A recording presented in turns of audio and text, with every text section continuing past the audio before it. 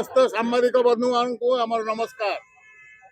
आज ओडिया जाति रास्ता ऊपर बसी ओडिशा रे ओडिया हाथ में कौन अच्छी मु बारंबार गोटे प्रश्न कहे ओडिशा रे ओडिया हाथ में कौन से आर्थिक व्यवस्था नहीं। आपण जानते ओडिशा रे शह शह खणी एवं ओडिया हाथ में दुईटी तीन छाड़देले अन्न खणी नहीं।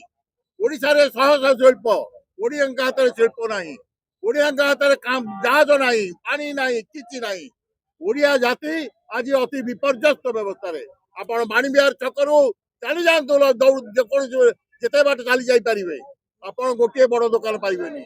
ओडिया जाति कहले तार आर्थिक व्यवस्था कहले साधारण भाव में ठिकादार की बुझाए।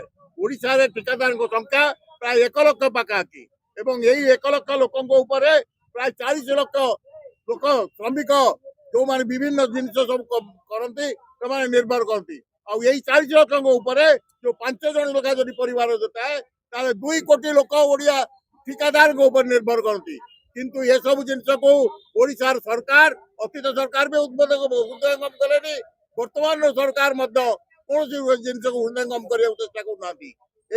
2 कोटी लोक आज ओडिशा सरकार अन्याय ओडिया ठिकादार प्रति अन्याय पाई विपर्यस्त अवस्था बोकिला रही। आज श्रमिक बोकिला रही आज जो माने ओडिशा निर्माण सहित संपृक्त से आज बोकारे अच्छा। तेणु ये सब जिनसर ओडिया जाति प्रति अन्याय विरुद्ध रे आज आम ओडिशा ठिकादार माने सारा ओडिशार विभिन्न कोण अनुकोण आसी ये भुवनेश्वर पहुंची एवं आम सब एकत्र होइछु। किंतु आमर जो चलापथ आम सांबादिक मान को कहबू आमर पथ को सुगम करंतु आमको साहाय्य करंतु जेपरि सरकार पाखे आमर निवेदन पहुंचबो आमर जो आत्मचित्कार से जमी सरकार पाखे पहुंचबो एवं सरकार आमर सब दुख कष्ट अनुभव करी शीघ्र ये जो आम जो दाबी देइछु से दाबी की सब ग्रहण करी आमको साहाय्य करंतु ओडिया जाति को रास्तार उपयुक्त स्थान को दिंतु। धन्यवाद। समाधान केवल गोटे रास्ता से हूँ आम जितक जाक दाबी देइछु सरकार तुरंत ग्रहण करंतु ताहले आमर समस्त कंट्राक्टर पुणी काम आरंभ करेंगे एवं ओडिशा रे अर्थनैतिक व्यवस्था जहाँ विपर्यस्त होइछि से पुणी ठीक अवस्था को आसीजिवो। जोर करो आज पर्यंत आम आंदोलन में बसुँ लोअर पीएमजी रे सारा ओडिशा रे काम बंद अच्छी प्राय आम परवर्ती कार्यक्रम आम नहीं बर्तमान अनिर्दिष्ट काल पर्यंत आम संग्राम जारी रखू। बर्तमान अनिर्दिष्ट काल पर्यंत काम बंद रही आंदोलन चलो। आम विगत 20 तारिख जो स्ट्राइक रे बसचु आम 8 दफा दाबी नहीं कि सरकार को देइतलु तो से प्रथम दाबी छाड़ी अन्य 7टा जाक दाबी विगत सरकार रू दे आसचु ए सरकार को भी देइछु सबु बेले सरकार को यही आंसर पाउचु एटा तो तमर न्याय दाबी गुरा कही कि हमको 10 वर्ष हो गलानी से दाबी गुरा एपर्यंत फुलफिल होउनी।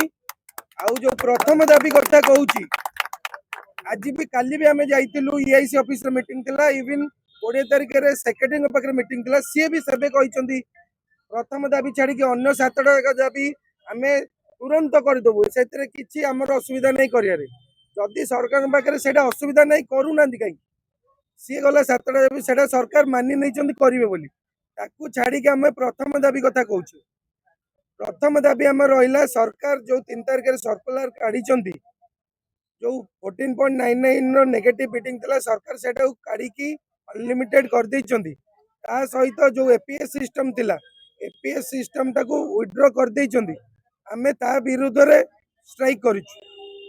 एबे देखंतु 100 टंकार काम को आमे मैक्सिमम 50 टंकार करि पारतु आज का डेट रे सही कामटा भाई माने पकेइचंती 40 टंकार करिया 100 टंकार काम 40 टंकार करिवो माने केमति करिवो निश्चय चोरी करिवो सरकार प्रोत्साहन दब जदि ए चोरी काम को तामाने एतरे सरकार दायी रहिबो।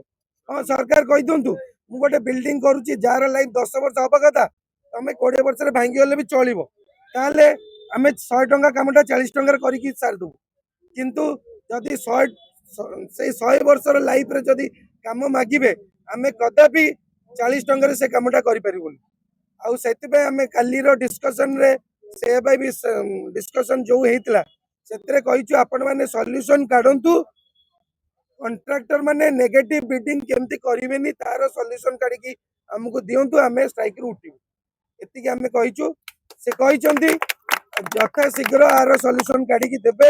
आज आम भाई मैंने आमरण अनशन भी बसिले आम तो शांतिपूर्ण भाव आंदोलन करूँ जेहेतु गोटे सप्ताह बीतीगला सरकार पाखु आमको किसी निर्यास आसीनी आज आम भाई मैंने हंगर स्ट्राइक रे बसिले आसंता काली गोटे गोटे भाई सबुदिन जोड़ी हे से तो आम सरकार पाखे से विनती करुचु जे आमर ओडिया भाई मानक आपण केते दिन एमती भोक उपास रे बसिया को देबे जेते जल्दी आपण आमर दाबीटा को आमको सॉल्यूशन दरकार आमे कहून जे आमर एई दाबीटा आपण पूर्ण करू एई कामर नेगेटिव बिडिंग केमती हबनी आपण सॉल्यूशन काढी हमको दियंतु आमे स्ट्राइक आमे उठिजु न्यायपूर्ण निष्पत्ति न्यायपूर्ण निष्पत्ति आपण हमको करी दियंतु आमे उठिजु आमर एतिकी दरकार।